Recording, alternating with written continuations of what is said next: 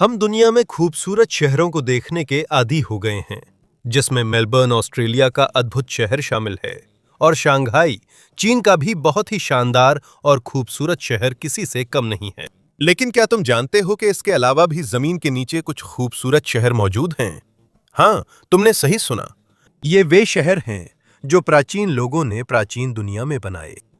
ये हैरानी की बात है कि इन्हें इतनी खूबसूरती से बनाया गया है कि यकीन नहीं होता इन्हें प्राचीन लोगों ने बनाया। और इस वीडियो में हम यही जानेंगे। यहाँ आप देखेंगे कि जमीन के नीचे के शहर कितने सुंदर हैं। शुरू करने से पहले इस वीडियो को लाइक जरूर करें। ये कंटेंट क्रिएटर्स के लिए बहुत अहम है। बहुत धन्यवाद। और अब चलिए शुरू करते हैं। हमारी सूची में सबसे पहले है ऑर्बिटो अंडरग्राउंड।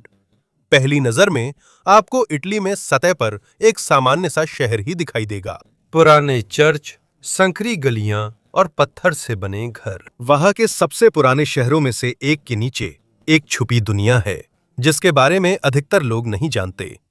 ये पूरा शहर जमीन के नीचे छुपा है। ये कोई साधारण गुफा नहीं, बल्कि ये एक विशाल भूमिगत नेटवर्क है, जिसे इंसानों ने 2000 साल से भी अधिक समय तक बनाया और इस्तेमाल किया। जहां दूसरी प्राचीन सभ्यताएं अपने शहरों को ऊपर की ओर बढ़ा रही थीं, वहीं ऑर्बिटो, इटली के लोग इसका उल्टा कर रहे थे।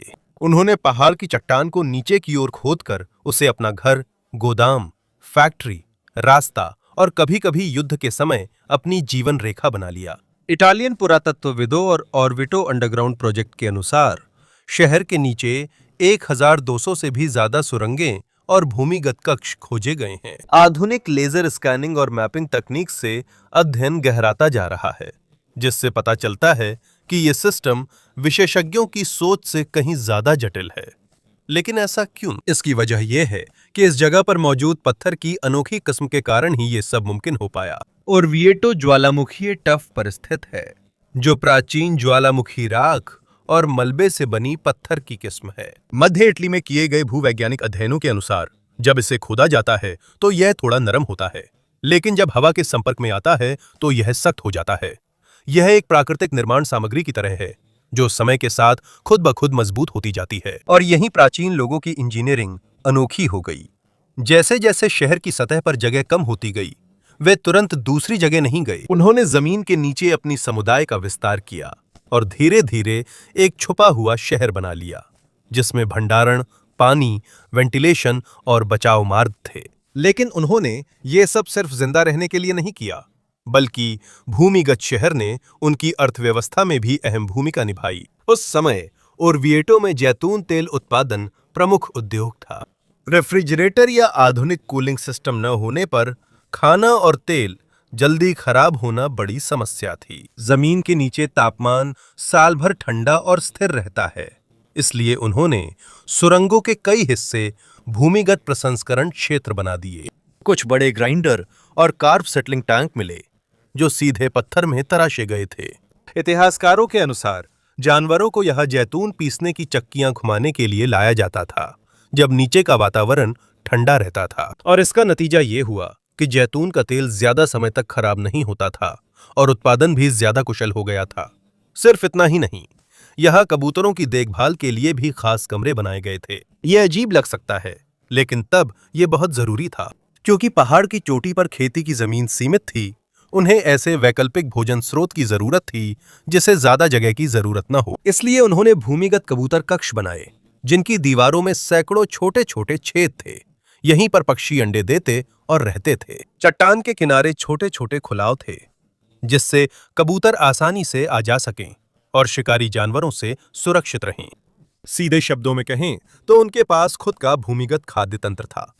लेकिन इस भूमिगत शहर के इतने विकसित होने का सबसे महत्वपूर्ण कारणों में से एक था पानी। रोमनों के आने से बहुत पहले एट्रुस्कन लोग इस जगह पर बसने वाली पहली प्राचीन सभ्यता के रूप में जाने जाते थे।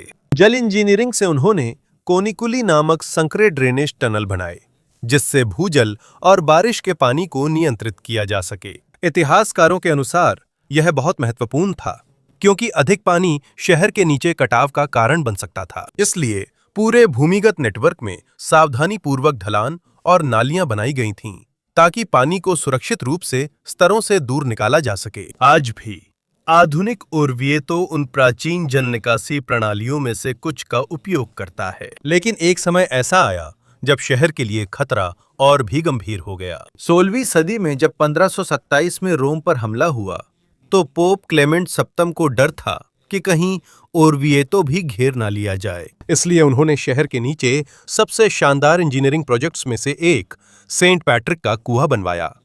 पहली नजर में यह एक साधारण कुआं ही लगता है, लेकिन जब आप इसके अंदर उतरते हैं तो आपको पता चलता है कि यह असल में इंजीनियरिंग का एक बहुत ही गहरा मास्टरपीस है। यह 60 मीटर से भी ज्यादा गहरा है और इसमें 2 अलग अलग सर्पिल रैंप हैं जो नीचे और ऊपर की ओर घूमते हैं। अजीब बात है कि ये दोनों रास्ते कभी नहीं मिलते। इन्हें ऐसे बनाया गया है ताकि पानी लेने वाले जानवरों और लोगों की आवाजाही बनी रहे। एक रास्ता नीचे और एक ऊपर जाने का है।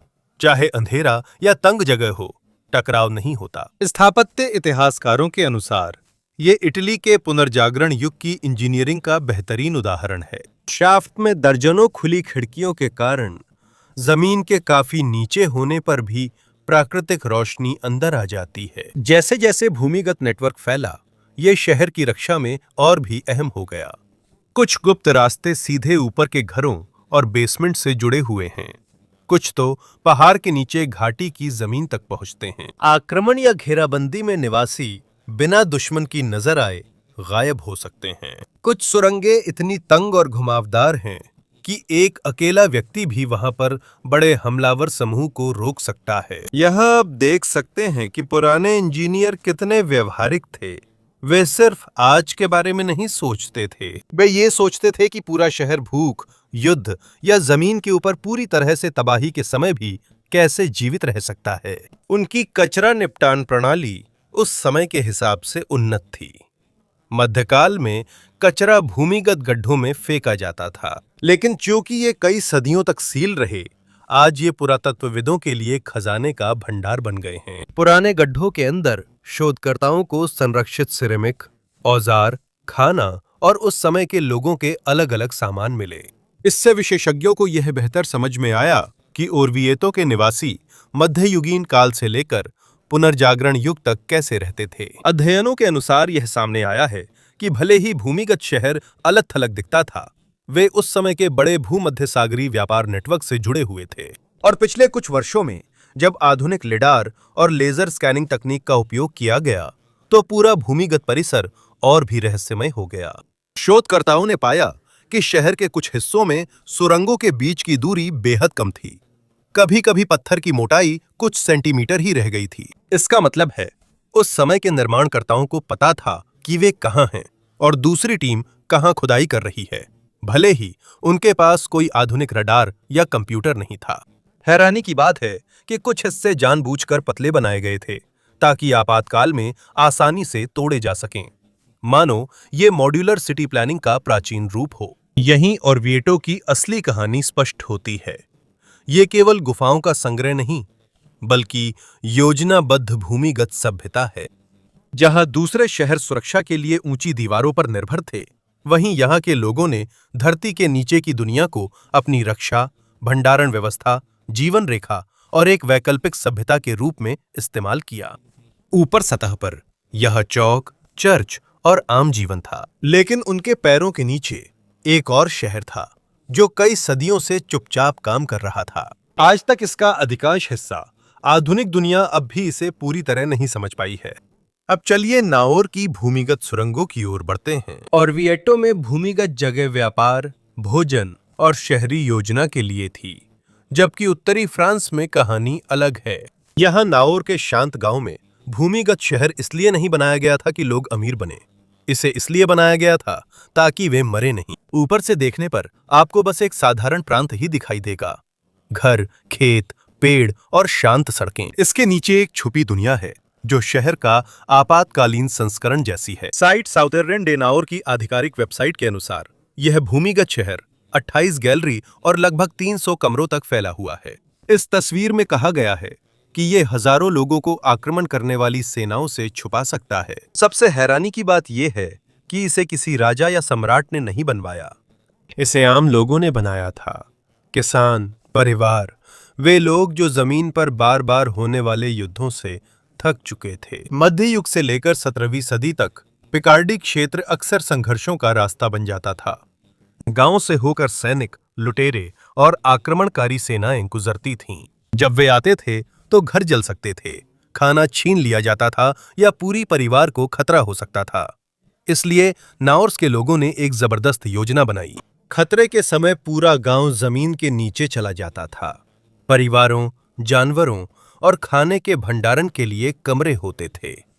प्रार्थना के लिए चैपल भी थे। वह ऐसे सामुदायिक स्थान थे जहां लोग ऊपर लौटने की सुरक्षा स्पष्ट होने तक एकत्र हो सकते थे। यह केवल एक रात के लिए छुपने की जगह नहीं थी, यह एक भूमिगत आश्रय था जहां लंबे समय तक रहा जा सकता था। क्योंकि वहां की चट्टानें चूना पत्थर और चौक की थीं, उन्हें खोदना ज्यादा आसान था बनिस्बत सख्त चट्टानों के। लेकिन इसमें खतरा भी था। अगर खुदाई गलत हो जाए तो छत गिर सकती है। इसलिए अंदर आप देखेंगे कि कई हिस्सों में गोल छतें हैं। यह सिर्फ डिजाइन के लिए नहीं है, यह जमीन के ऊपर के दबाव के लिए है। वजन बराबर बढ़ता है, जिससे कमरे सुरक्षित रहते हैं। दिखने में साधारण, पर सोच गहरी है। लगता है उन्होंने सिर्फ खुदाई नहीं की थी, उन्होंने पत्थर के स्वभाव का अध्ययन किया। और चूंकि यहां कई लोग छुप सकते थे, उन्हें हवा भी चाहिए थी। सब कुछ बंद नहीं किया जा सकता, क्योंकि उन्हें ऑक्सीजन की कमी हो जाएगी, खासकर अगर अंदर आग, खाना और जानवर हों। इसलिए उन्होंने वेंटिलेशन शाफ्ट बनाए। ये छेद सतह से जुड़े होते थे ताकि हवा अंदर आ सके और धुआं बाहर जा सके। लेकिन ये छेद दिखने नहीं चाहिए थे। अगर दुश्मन ने जमीन से धुआं देखा तो उन्हें छुपे लोगों का पता चल जाता। इसलिए हवा और धुएं के रास्ते सावधानी से छुपाए गए। कुछ रास्ते ऐसे स्थानों से गुजरते थे जो आसानी से दिखते नहीं थे, जैसे जंगल या किसी संरचना के पास। सीधी भाषा में कहें तो पूरी भूमिगत नगरी ऐसे डिजाइन थी कि लोग बिना पकड़े सांस ले सकें। सोचिए, सतह पर सैनिक गुजरता है और गांव में पूरी तरह सन्नाटा है। ऐसा लगता है वहां कोई नहीं, न बच्चा, न जानवर, न रोशनी। लेकिन जमीन के नीचे पूरा समुदाय मौजूद है। वे खाना बनाते, प्रार्थना करते, जानवरों की देखभाल करते और खतरे के टलने का इंतजार करते हैं।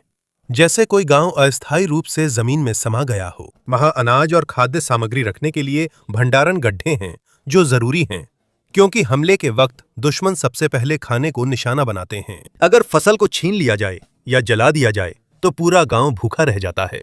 लेकिन अगर तुम्हारे पास नीचे छुपा हुआ खाना है तो ऊपर की चीजें नष्ट हो जाने पर भी तुम्हारे पास जिंदा रहने का मौका होता है। यह तुम देख सकते हो कि नाउर्स का भूमिगत शहर कितना व्यावहारिक है। यह कोई कल्पना नहीं, बल्कि जीवित रहने की व्यवस्था है।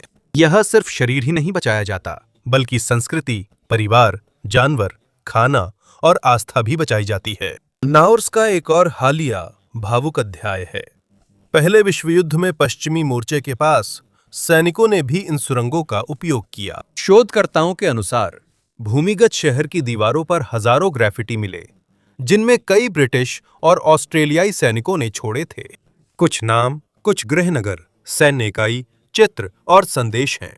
वहां ऐसे लोगों के निशान हैं जिन्हें नहीं पता था कि वे लौट पाएंगे या नहीं। फ्रांस टुल्लॉन, टुलडॉग एफआर और साइट पर हुए पुरातात्विक अध्ययनों के अनुसार नाउर्स में लगभग 3000 ग्राफिटी दर्ज हैं, जिनमें कई प्रथम विश्व युद्ध के दौरान गुजरे सैनिकों से जुड़े हैं। और यहीं पर यह जगह और भी भारी महसूस होने लगती है। मध्यकाल में गांव वाले जिन सुरंगों में हमलावरों से छुपते थे, वही अब आधुनिक सैनिकों के लिए भी फ्रंटलाइन लौटने से पहले आराम की जगह बन गईं।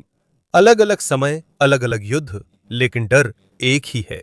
जब ऊपर की दुनिया खतरनाक हो जाती है तो एक सुरक्षित जगह की तलाश। कुछ शोधकर्ताओं ने तो ग्राफिटी में लिखे कुछ नामों का पता भी लगा लिया और उन्हें सैनिकों और उनके परिवारों के रिकॉर्ड से जोड़ दिया। अचानक पत्थर पर उकेरे गए निशान सिर्फ निशान नहीं रह जाते, वे आवाज बन जाते हैं। साधारण लोगों के आखिरी निशान, जो युद्ध का बोझ उठाते हुए जमीन के नीचे से गुजरे थे।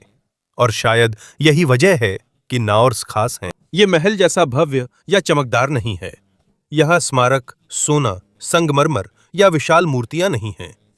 लेकिन इसमें एक चीज है जो सजावट से ज्यादा ताकतवर है। यही असली तरीका है जिंदा रहने का। नाउर्स में हम देखते हैं कि कभी कभी सबसे बुद्धिमान शहर वो नहीं होता जिसके पास सबसे ऊंचे टॉवर हों, बल्कि वो होता है जो पूरे शहर को जमीन के नीचे तब तक छुपा सके जब तक ऊपर का खतरा टल न जाए। और अब चलिए बात करते हैं डेरिनकुयू और कपाडोसिया नेटवर्क के बारे में। मध्य तुर्की के सूखे मैदानों के बीच एक साधारण घर था जो आधुनिक इतिहास की सबसे महत्वपूर्ण पुरातात्विक खोजों में से एक की शुरुआत बना। 1963 में तुर्की के ऐतिहासिक रिकॉर्ड्स और कपाडोसिया क्षेत्र पर किए गए अध्ययनों के अनुसार एक आदमी अपने बेसमेंट का नवीनीकरण कर रहा था जब उसने दीवार में कुछ अजीब देखा। जब उसने तोड़ा तो वहां साधारण स्टोरेज रूम की बजाय एक सुरंग थी और वो असल में एक बहुत ही विशाल भूमिगत शहर से जुड़ी हुई थी जो इतिहास में बहुत समय से खोया हुआ था। यह है डेरिनक्यू, दुनिया में खोजे गए सबसे गहरे और सबसे बड़े भूमिगत शहरों में से एक। पहली नजर में इसकी विशालता पर यकीन करना मुश्किल है। यह शहर जमीन के नीचे लगभग 85 मीटर तक जाता है और इसमें कई आपस में जुड़े हुए स्तर हैं। तुर्की की संस्कृति मंत्रालय और यूनेस्को के कप्पाडोसिया से संबंधित दस्तावेजों के अनुसार हजारों लोग यहाँ लंबे समय तक भोजन, पानी और जानवरों के साथ रह सकते थे। और यहाँ यह जगह और भी ज्यादा चौंकाने वाली हो जाती है क्योंकि यह सिर्फ एक छुपने की जगह नहीं है बल्कि यह एक पूरा शहर है जो ऊपर की दुनिया के बिना भी काम करता है। यह संभव इसलिए हुआ क्योंकि प्रकृति ने फिर से ज्वालामुखीय चट्टान का उपयोग किया। कपाडोसिया क्षेत्र ज्वालामुखीय टफ से बना है जो खुदाई में नरम पर सूख कर और हवा में मजबूत हो जाता है। कई सदियों तक विभिन्न सभ्यताओं ने धीरे धीरे भूमिगत विस्तार किया।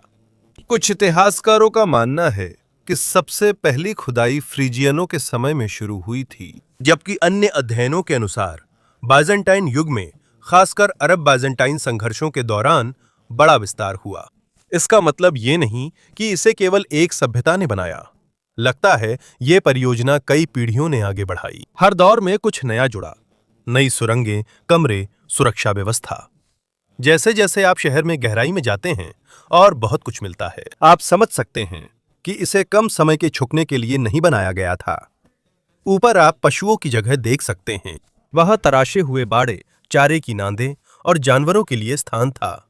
उनका इंतजाम बहुत व्यावहारिक था। जानवरों की गंध और गतिविधि प्रवेश द्वार के पास आसानी से नियंत्रित की जा सकती है। इसके अलावा जानवरों के शरीर की गर्मी ऊपर के स्तरों को गर्म करने में भी मदद करती है। वे प्राकृतिक गर्मी का उपयोग जीवित रहने के लिए करते हैं। जैसे जैसे वे शहर के गहरे हिस्सों में उतरते हैं, वहीं रोजमर्रा की जिंदगी का केंद्र दिखता है। वहां सामुदायिक रसोई घर, शराब बनाने के क्षेत्र, तेल निकालने के कोल्हू और अनाज व खाने के भंडारण कक्ष हैं। पुरातत्वविदों के अनुसार डेरिनक्यू का मकसद केवल जीवित रहना नहीं, बल्कि सतह पर समस्या होने पर सामान्य जीवन जारी रखना भी था। जमीन के नीचे होने पर भी खाना, काम, पढ़ाई और आस्था जारी रहती थी। वहां बिजान्टाइन युग का एक बड़ा धार्मिक कक्ष भी मिला है। इसका डिजाइन ऊपर बने चर्च जैसा है, पर इसे पत्थर में तराशा गया है। लगता है वे अपनी सभ्यता को जमीन के नीचे ले जाना चाहते थे। लेकिन डेरिनकुयू का सबसे प्रसिद्ध हिस्सा इसका रक्षा तंत्र है। सुरंगों के कई हिस्सों में विशाल गोल पत्थर के दरवाजे हैं जो पत्थर के पहिए जैसे दिखते हैं और कुछ सैकड़ों किलो वजनी हैं। खतरे के समय ये दरवाजे घुमाकर रास्ता बंद किए जा सकते हैं और इन्हें केवल अंदर से खोला जा सकता है। अगर दुश्मन सुरंग में घुस भी जाएं, तो उन्हें तंग गलियारों, बंद रास्तों और पत्थर की दीवारों का सामना करना होगा। ये एक विशाल भूमिगत भूल भुलैया की तरह है, जिसे इस तरह बनाया गया है कि जो भी हमला करने की कोशिश करे, उसका समय और ताकत दोनों ही खत्म हो जाएं। लेकिन एक भूमिगत शहर में सबसे बड़ी समस्या रक्षा नहीं, बल्कि हवा और पानी है। जमीन के नीचे तुम कैसे आराम करोगे अगर तुम्हारे पास ताजी हवा ही ना हो? अगर पानी खत्म हो जाए तो हजारों लोग कैसे जिंदा रहेंगे? यहीं डेरिनकुयू ने आधुनिक इंजीनियरों को और भी हैरान कर दिया। शहर के बीच एक गहरा वेंटिलेशन शाफ्ट है जो भूमिगत परिसर के मुख्य फेफड़ों जैसा है।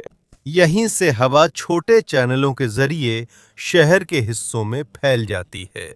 और आज भी आगंतुकों और शोधकर्ताओं के अनुसार शहर के कुछ सबसे गहरे हिस्सों में भी हवा का प्रवाह अब भी अच्छा है। इसका मतलब है कि प्राचीन वेंटिलेशन डिजाइन 1000 साल बाद भी काम कर रहा है। लेकिन उनका वाटर सिस्टम और भी समझदार था। शहर में एक सेंट्रल कुआं है, पर यह साधारण खुला कुआं नहीं है। पानी तक पहुंच अलग अलग स्तरों पर नियंत्रित थी ताकि ऊपर के लोग इसे आसानी से छूं या जहर न मिला सकें। शहर की घेराबंदी में ये बहुत जरूरी था। जब तक हवा, पानी और खाना है, निवासी जमीन के नीचे लंबे समय तक टिक सकते हैं। और यहीं पर कहानी का सबसे रहस्यमय हिस्सा आता है। कुछ शोधकर्ता कैपाडोसिया के भूमिगत शहरों की तुलना प्राचीन जरथुस्त्र परंपरा के ग्रंथों से करते हैं, खासकर जो कहानी यीमा और वारा की है। एक भूमिगत शरण स्थल जिसे कहा जाता है कि इंसानों, जानवरों और पौधों को भीषण सर्दी की आपदा से बचाने के लिए बनाया गया था। डेरिंगकुयू से इसका संबंध साबित नहीं है और कई इतिहासकार इसे सिर्फ पौराणिक कथा मानते हैं। कुछ विद्वानों के अनुसार ये अवधारणा काफी समान है, आत्मनिर्भर भूमिगत आश्रय जो लंबे समय तक जीवित रहने के लिए बना है। जैसे जैसे डेरिंगकुयू का अध्ययन बढ़ता है, वैसे वैसे नए सवाल उठते हैं। उदाहरण के लिए, जमीन के नीचे से खुदाई की गई लाखों टन पत्थर कहाँ गए? क्योंकि अगर आप सोचें तो यह बहुत बड़ी खुदाई थी, लेकिन शहर के आसपास कहीं भी विशाल मलबे के ढेर नहीं हैं। कुछ शोधकर्ताओं का मानना है कि खुदाई किए गए पत्थर को धीरे धीरे खेतों में या अन्य निर्माण परियोजनाओं में इस्तेमाल किया गया, ताकि भूमिगत नेटवर्क के असली पैमाने का पता न चले। अगर ये सच है तो इसका बनाने वाले लोग बहुत संगठित थे। यह कुछ लोगों का प्रोजेक्ट नहीं था, यह एक दीर्घकालिक समन्वित ऑपरेशन था जो संभवतः कई पीढ़ियों तक चला। इससे भी ज्यादा चौंकाने वाली बात यह है कि इसकी संभावना है कि यह सब आपस में जुड़ा हुआ था। डेरिंगकुयू का संबंध कप्पाडोसिया के अन्य भूमिगत शहरों से हो सकता है। पुरातात्विक सर्वेक्षण और भूमि भेदी रडार से संकेत मिले हैं कि यहाँ भूमिगत परिसरों को जोड़ने वाली लंबी सुरंगें हो सकती हैं। कुछ रिपोर्टों के अनुसार ऐसी सुरंगें भी हो सकती हैं जो पास के भूमिगत शहरों जैसे काइमाकली तक जाती हैं। आज भी शोधकर्ता इसका अध्ययन कर रहे हैं और नेटवर्क की पूरी सीमा की पुष्टि नहीं हुई है। अगर ये साबित होता है तो कैपाडोकिया सिर्फ भूमिगत शहर नहीं, बल्कि पूरा छुपा भूमिगत प्रांत हो सकता है। एक ऐसा क्षेत्र जो युद्ध आने पर दुनिया की सतह से गायब हो सकता है, जबकि आक्रमणकारी ऊपर की खाली समतल जमीन को देख रहे होते हैं। असली आबादी शायद उनके पैरों के नीचे ही हो सकती है। और शायद यही वजह है कि आज तक डेरिंगकुयू को पूरी तरह समझना बहुत मुश्किल है। यह सिर्फ इंजीनियरिंग प्रोजेक्ट नहीं, बल्कि इस बात का प्रमाण है कि जब सतह पर रहना सुरक्षित नहीं, तो इंसान कितनी दूर जा सकता है। इसकी संकरी सीढ़ियों और अंधेरे सुरंगों की खामोशी में आप उस सभ्यता के निशान देख सकते हैं जो पत्थर के नीचे जिंदा रहने के लिए सूरज की रोशनी छोड़ने को तैयार थी। अब हम ज़िपाक्विरा का नमक कैथेड्रल चलते हैं। अगर तुर्की के भूमिगत शहर छिपने और जीवित रहने के लिए थे, तो कोलंबिया के पहाड़ों में कुछ अलग नजर आएगा। यहाँ जमीन के नीचे कोई साधारण शहर नहीं खोदा गया, बल्कि एक विशाल गिरजाघर है जिसे सचमुच नमक के पहाड़ के अंदर तराशा गया है। जमीन के 200 मीटर से भी नीचे बोगोटा के पास ज़िपाक्विरा नामक कस्बे में दुनिया की सबसे अनोखी धार्मिक संरचनाओं में से एक ज़िपाक्विरा का सॉल्ट कैथेड्रल स्थित है। सबसे हैरान करने वाली बात यह है कि इसे ईंट या सीमेंट से नहीं, बल्कि पहाड़ को ही गिरजाघर में बदलकर बनाया गया। अंदर आते ही तुरंत महसूस नहीं होता कि ये खान है, बल्कि लगता है जैसे दूसरी दुनिया में है। चारों ओर अंधेरा, शांति और ठंडी हवा है। हर सुरंग में विशाल अलग रंग की नमक की दीवारें दिखती हैं, जिनमें राख जैसी और क्रिस्टल जैसी बनावट होती है। ऐसा लगता है जैसे आप विशाल जीवित पत्थर के अंदर हैं। इससे पहले कि यह जगह पर्यटक आकर्षण और धार्मिक स्थल बनी, यह प्राचीन कोलंबिया के प्रमुख उद्योगों में से एक का केंद्र थी। स्पेनिश विजेताओं के आने से पहले मुइस्का सभ्यता इस क्षेत्र में बहुत समय से नमक का खनन कर रही थी। मुइस्का लोगों के बारे में ऐतिहासिक रिकॉर्ड के अनुसार उस समय नमक बहुत महत्वपूर्ण था, क्योंकि इसका उपयोग सिर्फ खाने में ही नहीं, बल्कि व्यापार में भी किया जाता था। इसे सफेद सोना भी कहते थे, क्योंकि मुस्का परिसंघ की संपत्ति का अधिकांश हिस्सा नमक व्यापार से आता था। जहां दूसरी सभ्यताएं सोने के लिए लड़ रही थीं, वहीं मुस्का लोग नमक की वजह से अमीर बने। जैसे जैसे पहाड़ में खनन और गहरा होता गया, वैसे वैसे जमीन के नीचे सुरंगें भी बढ़ीं। 16वीं सदी में जब स्पेनिश लोग आए, तो उन्होंने खनन का काम और भी ज्यादा बढ़ा दिया। उन्होंने देखा कि नमक के भंडार महत्वपूर्ण हैं, इसलिए पहाड़ को औद्योगिक खनन परिसर बना दिया गया। लेकिन सबसे महत्वपूर्ण बदलाव 20वीं सदी में हुआ, जब खनिक बहुत ही खतरनाक हालातों में जमीन के नीचे काम कर रहे थे। तब उन्होंने नमक से छोटे छोटे प्रार्थना स्थल बनाना शुरू किया। ये खान की दीवार पर था ताकि वे काम से पहले प्रार्थना कर सकें। शुरू में यह सिर्फ एक छोटी क्रॉस और प्रार्थना स्थल था। अंधेरी और खतरनाक सुरंगों में उतरने से पहले सुरक्षा मांगने के लिए यह जगह थी। लेकिन समय के साथ यह विचार और बड़ा होता गया, यहां तक कि 1950 के दशक में सॉल्ट माउंटेन के अंदर ही एक पूरी भूमिगत कैथेड्रल बनाने की योजना शुरू हुई। यहीं से दक्षिण अमेरिका की सबसे जटिल इंजीनियरिंग परियोजनाओं में से एक शुरू हुई, क्योंकि नमक के पहाड़ के भीतर विशाल संरचना बनाना बेहद मुश्किल था। नमक की चट्टान का व्यवहार सामान्य पत्थर से अलग है। इंजीनियरिंग अध्ययन अनुसार हैलाइट संरचनाओं में दबाव पड़ने पर नमक मजबूत होता है। समय के साथ इसमें यह भी होता है कि यह हिलता है और ऊपर पहाड़ के दबाव से आकार बदलता है। इसका मतलब है आसपास सब कुछ ठोस दिखे, फिर भी पहाड़ धीरे धीरे हिलता रहता है जैसे वह जीवित हो। इसलिए गिरजाघर के हर कक्ष और गलियारे को इस तरह से डिजाइन करना पड़ता है कि वो लंबे समय तक भूगर्भीय दबाव को सह सके। अंदर कई छतें ऊंची और घुमावदार हैं, जिससे पहाड़ का भार सुरंगों के चारों ओर बराबर बंट सके। यह केवल सुंदरता के लिए नहीं है। सीधे कहे तो उन्होंने पहाड़ के दबाव से नहीं लड़ा, बल्कि उसी का उपयोग संरचना को सहारा देने में किया। और शायद यही वजह है कि आज तक दशकों बीत जाने के बाद भी कैथेड्रल का अधिकांश हिस्सा स्थिर बना हुआ है। कॉम्प्लेक्स के अंदर एक सुरंगों की श्रृंखला है जो एक तीर्थ यात्रा मार्ग की तरह है। जब आप चलते हैं तो आप 14 चैपल से गुजरते हैं जो क्रूज मार्ग के पड़ावों का प्रतिनिधित्व करते हैं। हर एक का डिजाइन अलग है, कहीं विशाल क्रॉस, कहीं उकेरे राहत चित्र, कहीं नाटकीय लाइटिंग जो नमक की दीवारों पर पड़ती है। इसलिए यहाँ का माहौल और सिनेमाई लगता है। जैसे जैसे आप कैथेड्रल में भीतर जाते हैं, इसकी शांति और स्पष्ट होती है, क्योंकि नमक चैम्बर्स में ध्वनि का असर भी अलग है। साधारण गुफा की तरह यह गूंज नहीं होती, क्योंकि नमक की दीवारें आवाज को सोख लेती हैं। इसलिए अंदर का माहौल भारी और शांत महसूस होता है। लगता है पहाड़ हर आवाज को निगल रहा है। यहाँ की हवा भी अलग है। माइन के सूक्ष्म जलवायु पर किए गए अध्ययनों के अनुसार नमक की दीवारें प्राकृतिक रूप से नमी को सोख लेती हैं। इसलिए जमीन के नीचे का वातावरण ज्यादा सूखा और स्थिर रहता है। इसी वजह से यहाँ की हवा की अनुभूति सतह की हवा से अलग है। हालांकि कैथेड्रल हमेशा मजबूत दिखता है। इंजीनियर लगातार एक बड़ी समस्या, खुद पहाड़ की निगरानी कर रहे हैं, क्योंकि समय के साथ साथ नमक की परतें लगातार हिलती रहती हैं। दबाव धीरे धीरे खान के अंदर खुदी हुई जगहों को दबाता जा रहा है। सीधे कहे तो पहाड़ इंसान द्वारा खुदी जगह वापस लेने की कोशिश कर रहा है। इंजीनियर कैथेड्रल की संरचनात्मक स्थिति नियमित रूप से जांचते हैं ताकि चेंबर और सुरंगें सुरक्षित रहें। और यहीं ज़िपाक्विरा और भी खास बन जाता है, क्योंकि ये कोई छोड़ा हुआ भूमिगत ढांचा नहीं है। पहाड़ अभी भी जीवित है और खनन भी अभी जारी है। जबकि ऊपरी स्तरों पर हजारों पर्यटक और तीर्थयात्री कैथेड्रल का दौरा करते हैं, पहाड़ के और भी गहरे हिस्सों में औद्योगिक नमक निकासी अभी भी जारी है। इसका मतलब है कि एक ही पहाड़ के अंदर धर्म, पर्यटन, इंजीनियरिंग और खनन एक साथ मौजूद हैं। लिडार और ग्राउंड पेनिट्रेटिंग रडार का इस्तेमाल करने वाली आधुनिक मैपिंग परियोजनाओं के अनुसार जनता को भूमिगत नेटवर्क का सिर्फ एक छोटा हिस्सा ही दिखता है। नीचे अभी भी बड़े छुपे कक्ष हैं जो लंबे खनन से बने हैं। कुछ इतने विशाल हैं कि उनमें आधुनिक इमारतें भी आ सकती हैं। शोधकर्ताओं ने पाया कि मुस्का सभ्यता ने आधुनिक विस्फोटकों से पहले ही मेहनत से पुरानी सुरंगें खोदी थीं।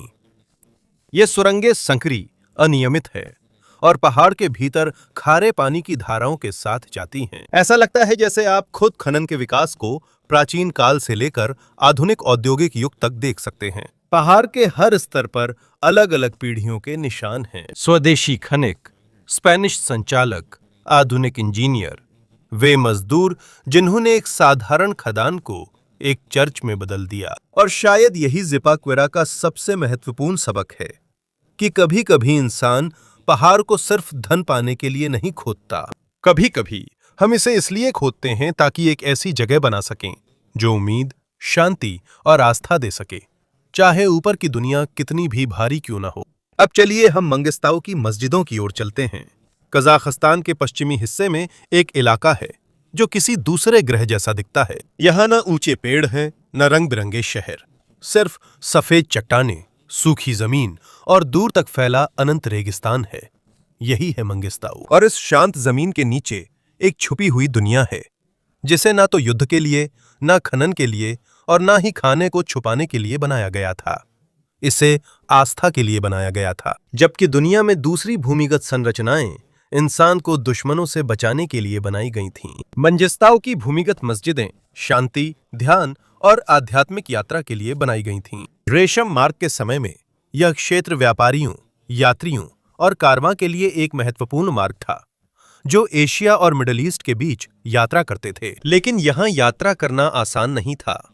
दिन में तेज गर्मी, रात में बहुत ठंड और सुरक्षित जगहों के बीच बहुत दूरी थी। इसलिए जब लोग रेगिस्तान से गुजरे, कुछ ने यहां जीवन भर रहने का निर्णय लिया। सूफी रहस्यवादी, आध्यात्मिक शिक्षक और दरवेश, जो मानते थे कि जब आप दुनिया के शोर से दूर होते हैं तो आस्था की खामोशी को सुनना आसान होता है। कजाकिस्तान में रेशम मार्ग के धार्मिक स्थलों पर किए गए अध्ययनों के अनुसार क्षेत्र के सबसे प्रसिद्ध आध्यात्मिक व्यक्तित्वों में शोपान अत्ता और शाकपाक अत्ता शामिल हैं, जो मंगिस्ताऊ में स्थानीय आध्यात्मिक परंपरा के केंद्र बने। लेकिन जमीन के ऊपर साधारण मस्जिद बनाने के बजाय उन्होंने पहाड़ को ही खोद डाला। उन्होंने सीधे चूना पत्थर की चट्टानों को तराशकर पत्थर के अंदर भूमिगत प्रार्थना कक्ष और पवित्र कक्ष बनाए।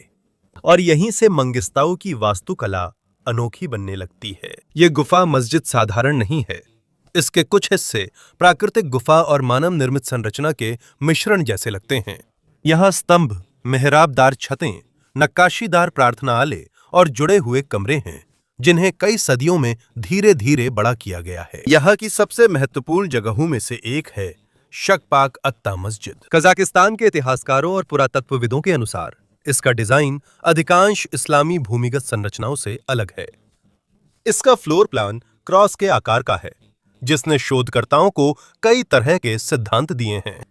कुछ इतिहासकारों का मानना है कि इसमें संभवतः पुराने परंपराओं का प्रभाव हो सकता है, इससे पहले कि इस्लाम क्षेत्र में पूरी तरह से फैला। इसमें मध्य एशिया की पुरानी आस्थाएं भी शामिल हैं, लेकिन इसकी पूरी पुष्टि नहीं हुई, इसलिए विशेषज्ञ सावधानी से चर्चा करते हैं। मंगिस्ताऊ लंबे समय तक अलग अलग संस्कृतियों, धर्मों और यात्रियों का मिलन स्थल रहा है, और यही पत्थर यहां से गुजरने वालों का रिकॉर्ड बन गया। भूमिगत मस्जिदों का सबसे अद्भुत हिस्सा है उनका रोशनी का इस्तेमाल। पहली नजर में मस्जिद के अंदरूनी हिस्से को देखकर लगता है जैसे ये बस एक अंधेरी गुफा है, लेकिन जब सूरज की स्थिति सही होती है तो रोशनी की किरणें सीधे अंदर की कुछ प्रार्थना स्थलों पर गिरती हैं। यह कोई संयोग नहीं है। पहाड़ के ऊपर की ओर सावधानी से तराशी गई लंबवत सुरंगें हैं, जो प्राकृतिक रोशनी के चैनल के रूप में काम करती हैं। कुछ अध्ययनों के मुताबिक शकपाक अत्ता कॉम्प्लेक्स के कुछ शाफ्ट संभवतः साल के खास समय में सूरज की गति के अनुसार संरेखित हैं, जैसे जमीन के नीचे एक बड़ा पत्थर कैलेंडर हो। जब सूरज सही कोण पर पड़ता है तो मस्जिद के कुछ हिस्से अचानक रोशन हो जाते हैं, जबकि बाकी इलाका अंधेरे में रहता है। और उस समय के सूफी रहस्यवादियों के लिए रोशनी आध्यात्मिक प्रतीकवाद का एक बड़ा हिस्सा थी, जैसे कि पहाड़ खुद समय और आस्था का साधन बन जाता है। लेकिन भूमिगत मस्जिदों के आसपास सिर्फ प्रार्थना कक्ष ही नहीं मिलते। कुछ प्रवेश द्वारों के बाहर विशाल नेक्रोपोलिस या प्राचीन कब्रिस्तान भी हैं। रेगिस्तान में हजारों पत्थर की कब्रें और निशान बिखरे हैं। मंगिस्ताऊ क्षेत्र में स्थानीय अध्ययनों से पता चलता है कि पहले लोग पवित्र भूमिगत धार्मिक स्थलों के पास दफन होना जरूरी मानते थे। इसी वजह से ये जगह सिर्फ जीवित लोगों के लिए नहीं, बल्कि मृतकों के लिए भी बन गई। तुर्की के भूमिगत शहर आबादी को दुश्मनों से छिपाने के लिए बने थे, जबकि मंगिस्ताऊ मस्जिदों का मकसद अलग था।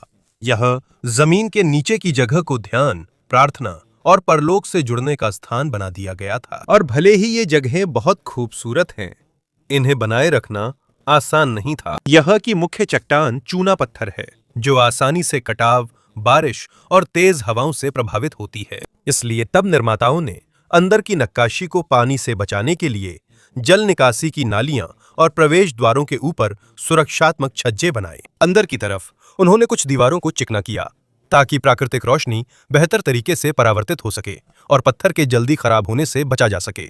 उनकी तकनीकें देखने में बहुत साधारण लगती हैं, लेकिन यही वजह है कि कई मस्जिदें कई सदियों बाद भी आज तक खड़ी हैं। आधुनिक पुरातत्वविद जब मंगिस्ताओ का त्रि-आयामी स्कैनिंग और डिजिटल संरक्षण तकनीक से गहराई से अध्ययन कर रहे हैं, तो पता चल रहा है कि यहाँ की कुछ गुफाएं पहले की तुलना में और भी पुरानी हैं। कुछ पुरातात्विक खोजों के अनुसार कजाकिस्तान में ऐसे पेट्रोग्लिफ और निशान मिले हैं जो संभवतः ब्रॉन्ज एज के समय के हैं।